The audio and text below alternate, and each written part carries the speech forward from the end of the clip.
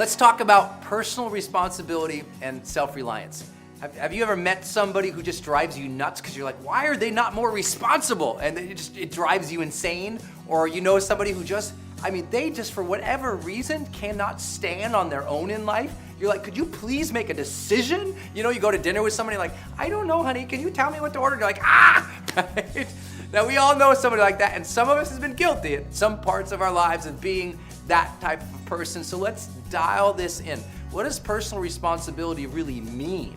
And what happens in our lives when we have it? Well, I personally feel that when we are more personally responsible for our own lives, life blooms.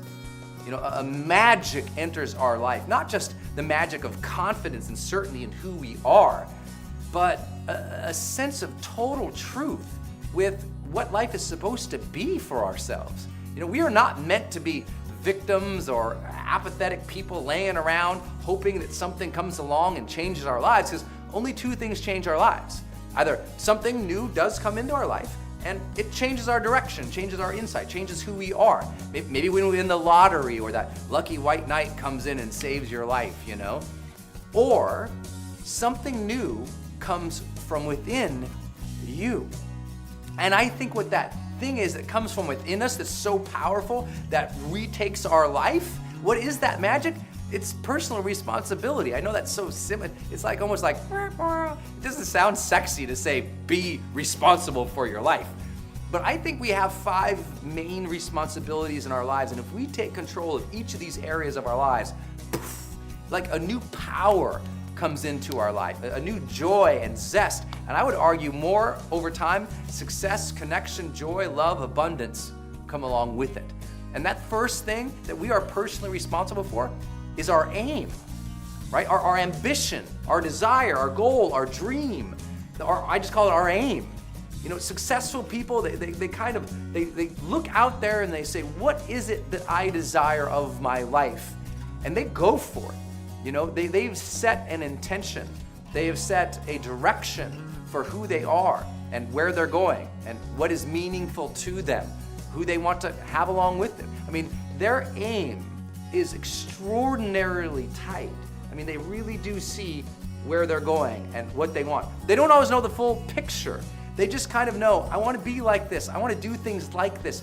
And they start along that path. And because they're following their own path, even if they don't know where exactly it goes, they're living the adventurous life. You know, they're entering a new phase of their life where they truly feel like this journey is their own versus just being carried along by their parents or their professors or their peers or their coworkers. It's their own. They have their own aim in life. I think we have to take control of that. I think tonight would be a good time for you to sit down and say, okay, what is it I want in the major areas of my life? You know, what is it I truly have an aim and ambition for in my work life, in my relationships, in my sense of spiritual and emotional self, you know, in my physical health and vitality, in, you know, my overall direction in life. You know, what do you want next week to be about? And if you don't know, then you are quote unquote aimless. And when you're aimless, it's pretty easy to feel pretty lost. You know, it's like you kind of wander around, and the world is a big wilderness. That's why in Montana we always say the time to have the map is before you enter the woods. You know, the world's a big thicket of crazy throngs of people who have all their wants and their wills. And if you don't have your own direction, if you have not set your own life agenda, they will set one for you.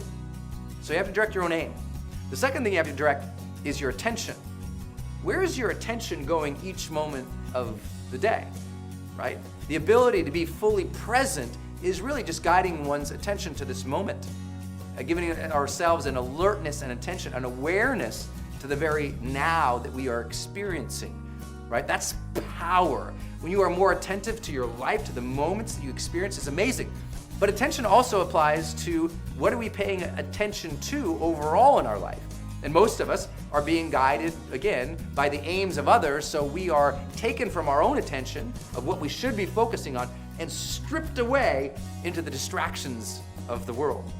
Most people's attentions are not they're not paying attention to what they should be paying attention to based on their goals, their desires, their dreams, or their demands and responsibilities of life. They're paying attention to the distraction that showed up. Oh look, a new Michael Jackson song. That happened right before this video. I'm just saying, sometimes if we're gonna accomplish a lot and go where we want to in our lives and really sense the fullness of this moment, we have to guard our attention from all the garbage that can come in and sweep it away. I think the third thing that we are absolutely responsible for in our lives, and when we take responsibility of this thing, life absolutely explodes in joy, and that's our attitude. How are you meeting life?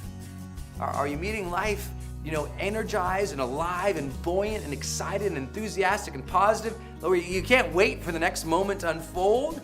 Or are you like, well, here we go again. And these people. Have you seen them? I see them. Watch people when they walk down the street. Damn light. It's like they're so upset. It's like their attitude stinks so bad that I can't stand to be around them. It's just like they're just emanating nasty, dark, bad energy in the world. And why? Because they chose to. And some people say, no, Brendon, no one would choose that. Yeah, they did. They chose to have a bad attitude just enough over a period of time that became part of their personality. That their attitude now is just fixed, it is closed, it is angry, upset, or bordering on the negative emotional qualities of life, rather than realizing the incredible magic and experience that we all have available to us each and every single moment of the day. There's a lot of magic around here, And when you sense that, when your attitude is open, you're allowing yourself to learn. When your attitude is open, you're allowing yourself to connect with other people. When your attitude is open, finding happiness isn't something you do. You create it. You choose the attitude of happiness. You don't have to have happiness. You generate it. You don't have to have good energy today. You generate it. I always say the power plant doesn't have energy. It generates energy. And you yourself are generating an attitude. It was not fixed on you. Everything we've learned in psychology over the years is that you can literally change your attitude just by controlling your thoughts and directing them in a new, positive, healthy social ways. Why not do that? You all deserve to have a good attitude. It's a choice. Just like happiness is a choice. It's a choice. Choose to have a good attitude. I think, that fourth thing, if we're talking about directing your aim, we're talking about making sure that your attention is focused on the things it should be and that you're directing your attitude. The fourth thing that we get to direct is our affections. Right? Our affections in terms of our emotional quality in life, but also those that we care for. We should take responsibility for the amount of love that we're giving our loved ones. We should control the amount of emotion that we have throughout the day, not to control it and stifle it, but to allow the beauty of it to come up, to allow ourselves to feel affectionate towards other human beings, to allow ourselves to feel affectionate for causes, to allow ourselves to feel affectionate for Mother Nature and our planet and our God, to allow that emotional connection, that affection that happens when we care deeply about something again. And a lot of people, they got hurt a couple times in their life, so they shut off. They closed down, they're like, I'm out. And they stopped allowing that beautiful part of their lives. It takes a lot of responsibility to allow ourselves to love. Because, it's so much easier to shut down, take no responsibility whatsoever, become a victim, become very upset. Because when we're a victim, we don't have to be responsible. It's somebody else's deal. They have the power. They took the power over us, whisked away all our goodness, and now we can just be upset and angry. That's such an easy route for people to take. Demanding that we take control of our emotional reality and the affections we have for others and other things, that brings about risk. If you heighten the affection you give to somebody, they might hurt you. So, love is never hurt, ever. Maybe your ego gets trounced a little bit. Maybe you feel sad for a couple moments. But at the end of the day, what's life? Is it supposed to be a bland, colorless universe where we don't get to experience the heights and the joys and the rainbows and the gifts of love? I don't think so. I think affection is something that we can all choose to have and feel and cultivate in our lives. If we are not overcome with emotion once in a while for somebody, then we're not thinking about the beauty other people, if we're not overcome with emotion and just connection and we just want to grab someone and kiss them all over the face, then you know what? We're not paying attention to people anymore. We've got too trapped in our own thing. Other people, they should fascinate us. We should be excited to meet them. We should look out into the world and say, wow, you know what? There's so many people, they're all so different. What an incredible zest that we get. You know, our brain is hardwired to love novelty. Well, guess what?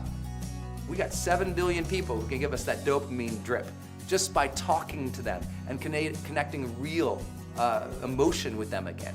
Let's do that. I think that fifth thing that people need to be personally responsible for in our lives is action, right? Our behaviors. What is it that we are doing each and every single day, right? Taking responsibility for our actions, because they are adding to our character and they're adding to our destiny. Who we become is a result of our disciplined actions. Not our random initiatives that we do once in a while to respond to something, but what do I want to be about? And being disciplined about being that. What do I want to achieve? Being disciplined about achieving that. What do I want to give or serve? And being disciplined about giving and serving in those ways. When we do that, something completely changes. We get a remarkable amount of momentum and progress in our lives. Our personal responsibility in being able to control our actions and guide them towards healthy and positive outcomes for ourselves, that gives us extraordinary confidence. It gives us an extraordinary sense of progress in life. And when we're confident in who we are, and we're confident in our progress towards where we are moving, then it's a lot easier to sense that magical element called happiness. And it all comes from being responsible for those 5 things. Our aim, our attitude and intentions, our affections, and ultimately our actions we take each day. Because look at the opposite. Look at those who have no aim in life. Look at those who have not controlled their attitude, so they're just taken on and imbued the negative emotional attitude of those around them. Look at those who cannot control their attention during a day. How much they accomplish. Look at those people who have no affection for other people and they do not control their emotions at all in positive ways. And look at those who are not directing their actions intentionally. What happens? They always end up derailing their life. They end up lost somewhere. They end up frustrated. They end up irresponsible for not only their own lives, but often for the lives of those who they are entrusted to care for. So personal responsibility, it's a big thing. But now you master those 5 elements of your life. You bring intentionality to those 5 elements of your life. And like I said at the beginning, life blooms. An extraordinary new quality of experience comes into our lives. We feel an incredible spark and zest about it each day. We feel what we call the charged.